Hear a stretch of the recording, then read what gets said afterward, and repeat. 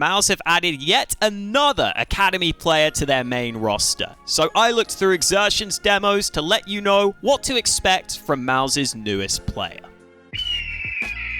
Let's start on Dust2, where xertioN was holding A long, and here he has Torji's AWP with him, so he only has to use his incendiary, and the AWP can just hold the long doors to help clear out this long doors position. And that allows xertioN to still have nades in his back pocket, while holding this fantastic angle towards the long doors. This angle is incredibly powerful when you have the long doors cleared, because firstly, you still get the shadow advantage at this long range, and secondly, the natural position the T is going to want to clear in the long doors is this close left angle. So xertioN isn't even looking at xertioN as xertioN picks up this free frag. And then xertioN can use that utility he's still got in his back pocket to lock down the long doors and get his team a big advantage with this big brain play. Oh, and he even rotates back to the A site in time. And while I can teach you some of the angles and plays xertioN makes, I can't teach you that aim. God damn, that was crisp. And he also had some solid, more standard rounds holding long. Like this one where he's up close with the MP9 and does well enough to get 2 kills here and set up Dexter, who was also playing long, for some easier frags of his own.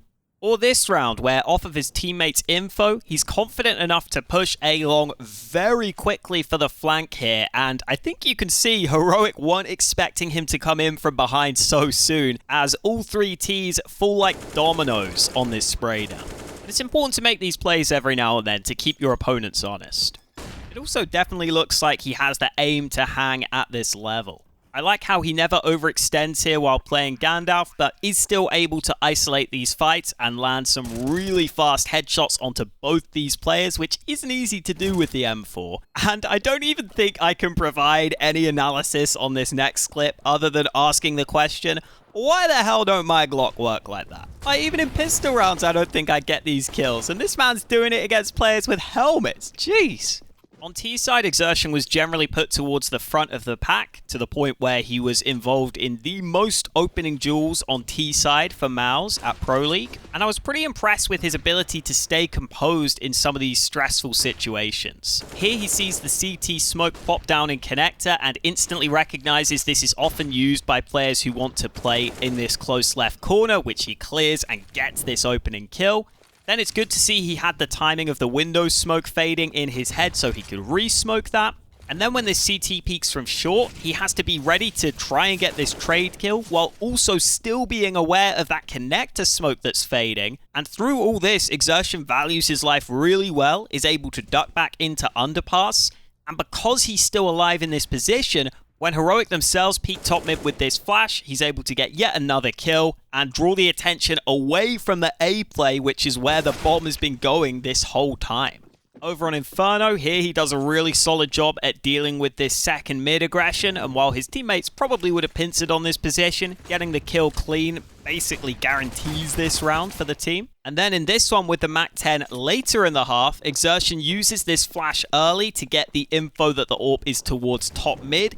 And this info is really useful in allowing Mouz to go without nades into the apartments, as they know they're not going to be running into any AWP here. That allows them to sneak up close quickly, and when they don't see any CT utility, a pop flash comes in, xertioN goes out first through the apartments and waits for this molly into pit before landing a solid headshot with this MAC-10. And even though it gets a little awkward from this point on as he fumbles around with the nades and can't get this AK, he's still able to use that burst fire he likes on this MAC-10 to get this second kill on towards the site. And now that he's low on health as he re-smokes long, Frozen has called that he is going to go through that smoke and try and be the playmaker. So xertioN realizes now it is his job just to survive and let Frozen be the man to make first contact, which is exactly what Frozen does.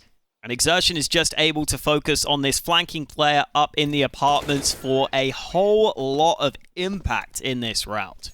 Those openers were a little hectic, so I think it's only fair I show one where xertioN was much more procedural in the way he played. Here he lines up the long smoke initially to be flashed in for a brackets take, which I especially like here in round 2 because you know you're not going to be against an AWP so early in the game. Then his teammates throw another smoke to help him isolate Arch, and again he does well to clear all these corners as you would expect. And even when this fight into CT gets a little extended and awkward, xertioN keeps his cool, gets this important opener, and that opens up Mouz's options, as now they have CT, they can split onto this B site, which they do successfully, to take the round. Let's go back to Mirage for a couple of the more cerebral plays I liked from xertioN. This one was just a nice little trick, but you love to see these plays from your players once or twice in a map. xertioN decides to molly off short as Heroic attempt this A-sided split, but xertioN realizes this molly is a little misplaced, and so as it's about to fade, he steps into the flames to completely throw off the timing of xertioN.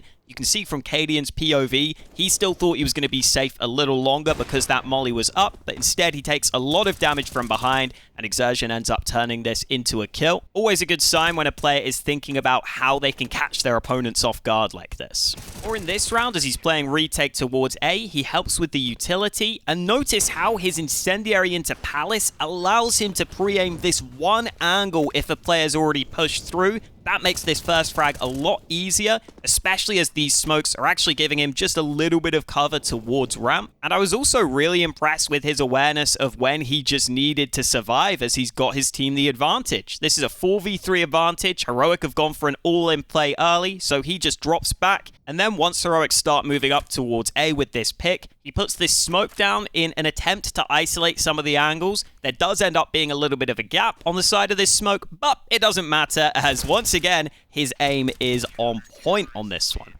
That aim also translated over to a couple of nice Deagle plays, which isn't something you want to rely on, but when you can win these rounds, they can be huge swings in terms of the momentum and the economy. This one on Mirage, I understand the first kill, but I have no clue how he gets away with this second, and looking at it from Tess's POV, I don't think Tess really knows either. He's probably looking back a little disappointed with himself in that one. But he also had this one on Dust2, which was a little more set up for him, as he gets flashed towards the mid doors to get into this advanced angle.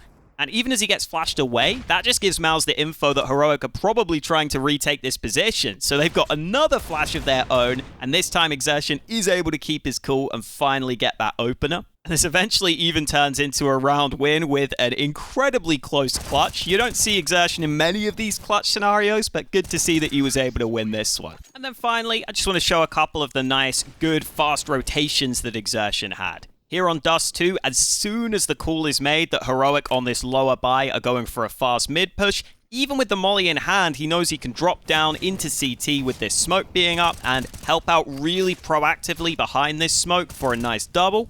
Then here on Inferno, where he has to rotate away from B and help on A, he is really quick with the utility. First, this nade into pit gets a nice kill, but then this smoke is key. His teammates are still on the site, so this allows him to only look at short initially, and it also just opens up all these options for him to play around this smoke, either jumping up top or down below, and that makes it too difficult for Heat to be able to trade this 2v1. So much of Counter-Strike at this level comes down to making sure you isolate the fights, and xertioN does that really effectively here. And then finally, you have this round where he's set up for the early banana challenge. Nice utility to get the kill down banana, and even though he lets his teammate die, he is in position to trade this, although he would have been a bit vulnerable if there were some more Ts here. And now with the man advantage and all this banana information, he goes ahead and reinforces this A site. And again, it is a little risky to push through this smoke, but he did see that no one was holding from short. So I think it's a little safer to push this smoke, as you can focus a little more on that apartments angle, which is the angle he ends up needing to go up against. All in all, I think he's a good fit as an aggressive rifler and a player with a bit of a different style to Birmas. And I actually think that could open up Frozen's game even further. I wouldn't be surprised to see Frozen become a real standout now on this Mouz roster. Thank you for watching, and to get yourself ready for Liquid's upcoming games, check out this video here on OC's AWPing.